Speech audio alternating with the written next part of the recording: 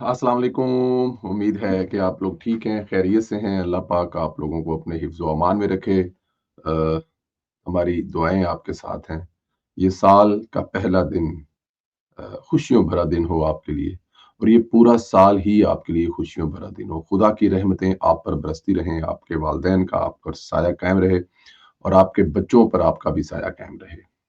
पाकिस्तान सलामत रहे, क़यामत रहे।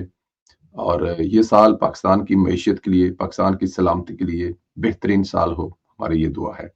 चैनल को ज़रूर सब्सक्राइब करें, बेल आइकन को भी प्रेस करें और ज़्यादा से ज़्यादा व्हाट्सएप ग्रुपों में इसका लिंक ज़रूर शेयर किया करें, ताकि ज़्यादा से ज़्यादा लोगों तक इसका ये जो वीलॉग है वो पहुँच सके। और अपनी राय का इज़हार ज़रूर किया करें। 2024 में जितना आपने प्यार किया, गुज़ारिश है कि 25, 26 और 27 में भी इतना प्यार दें, और हमें भी जब तक हिम्मत हौसला रहा, हम भी आप लोगों से इंशाल्लाह इसी तरह मिलते रहेंगे।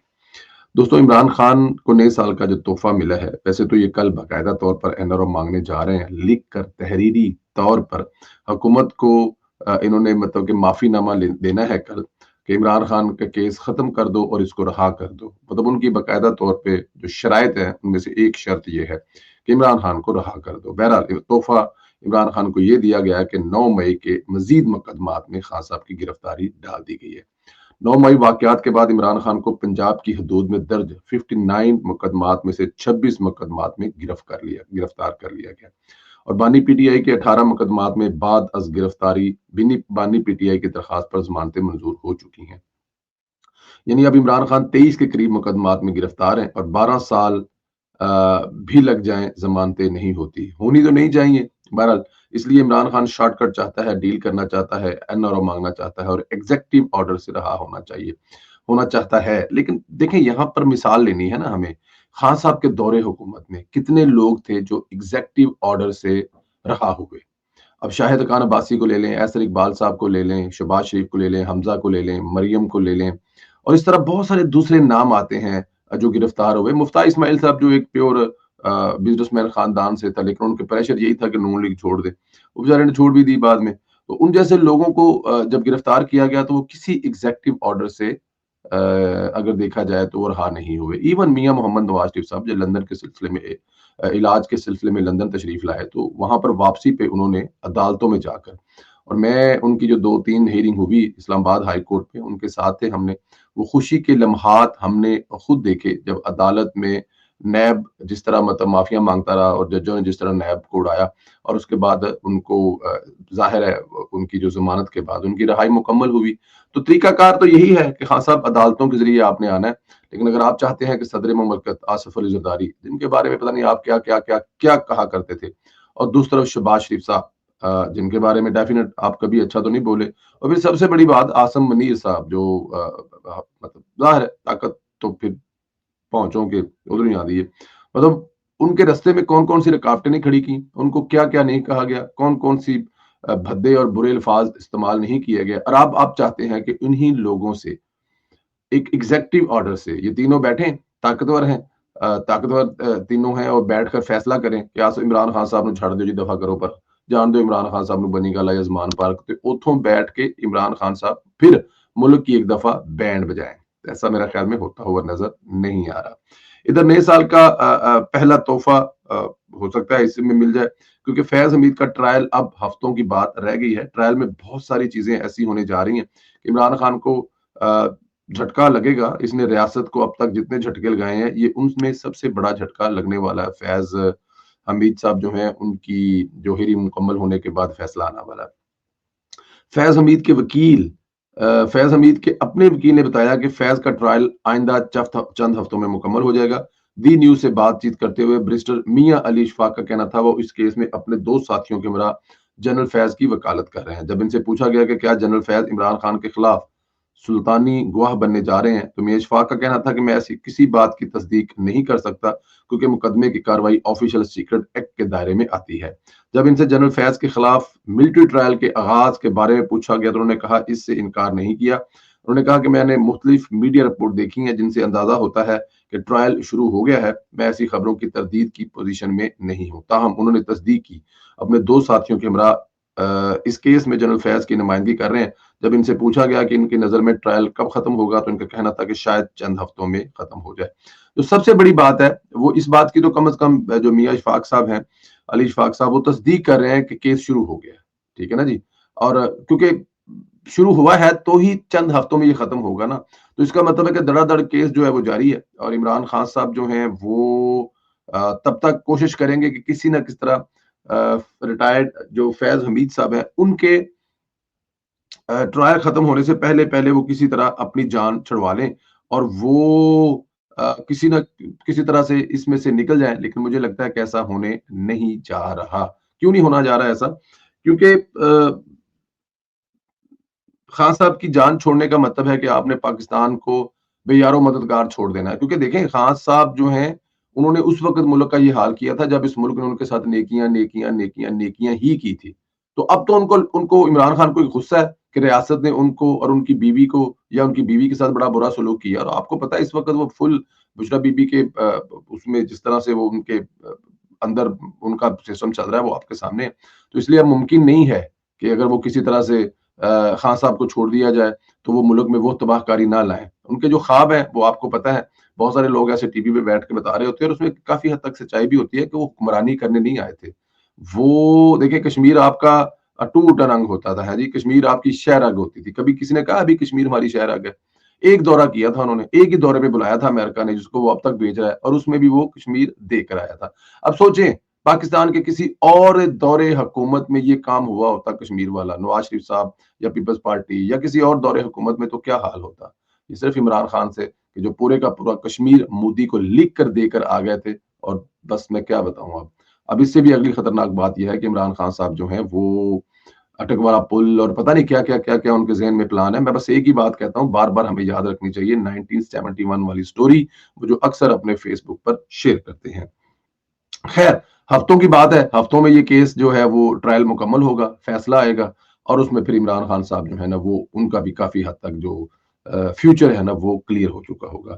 گنڈا پور کو یہ ایوارڈ جاتا ہے کہ اس نے یوتھیوں کو اب تک سب سے زیادہ بیوقوف بنایا. گنڈا پور کے بیانات نے جو ہوا یوتھیوں میں بھری ہوئی، شاید کسی نے اتنی ہوا نہ بھری ہو جتنی گنڈا پور کے بیانات نے یوتھیوں میں ہوا بھری.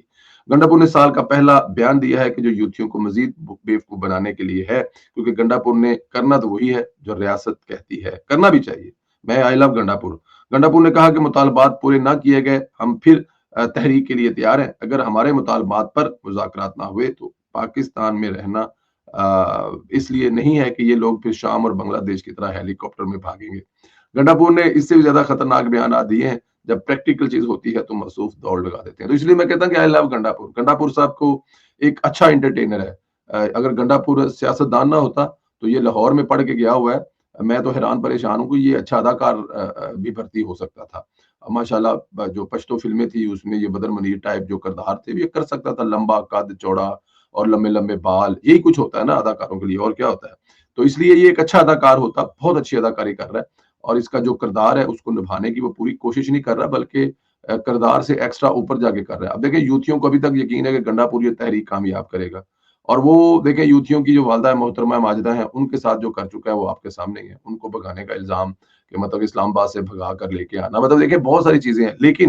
لیکن وہ اب بھی قائم ہے، کیونکہ دوسری طرف وہ بتا رہا ہے یوتھیوں کا گل ہی کوئی نہیں ہے. انہوں نے اسی پجاواں گے ہیلی کاپٹر جس طرح بنگلہ دیش سے، وہ مطلب کہ کیا حسینہ واجد باقی ہے.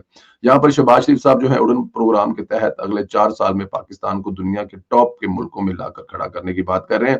اور ادھر سے کیا کر رہے ہیں گنڈا پور صاحب وہ بھی آپ کے سامنے. دوستو ایک بہت ہی اچھی خبر جو چل تو پچھلے دنوں سے رہی ہے اور کنفرم بھی ہے، ہمیں پتہ ہے ہمارے ساتھ، کیونکہ جو وزیر دفاع تھے پی آئی اے بھی ان کی مطلب آتی ہے ان کے ساتھ، تو انہوں نے جو بتایا بھی تھا اور پھر آپ سوشل میڈیا بھی دیکھ رہے ہیں. 10 جنوری کو عمران خان صاحب کے دور حکومت میں بند کی گئی پی آئی اے دنیا بھر میں، یورپ میں، انگلینڈ میں، کینیڈا، امریکہ، ہر جگہ پہ 10 جنوری کو پہلی فلائٹ اڑان بھرنے کو تیار ہے.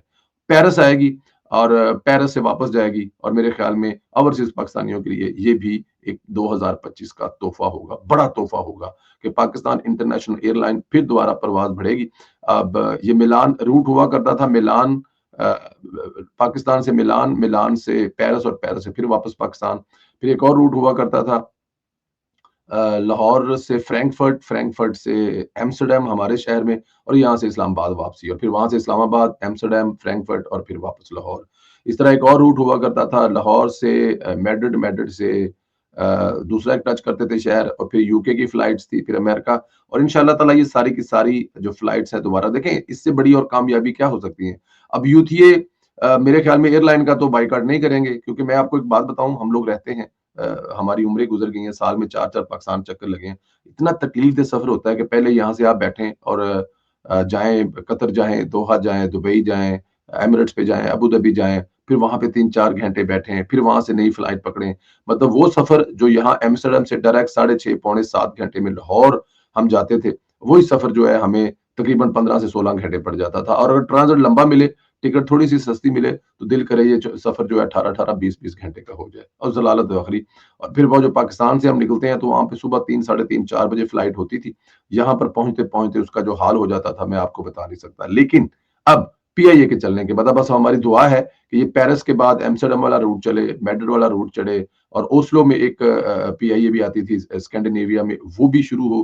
یہ تمام ایئر لائن، تمام روٹس کی جو ایئر لائنیں چلیں گی، تو میرے خیال میں پاکستان کا ایک مثبت امیج اور ہوگا۔ اور دیکھیں کیسی بات ہے، لیکن اگر میں ایک بات بتاؤں آپ کو، اگر یہی کام عمران خان صاحب کے دور حکومت میں ہوا ہوتا نا، تو سوشل میڈیا اب تک بھرا ہوتا پاکستان کی کامیابیوں سے۔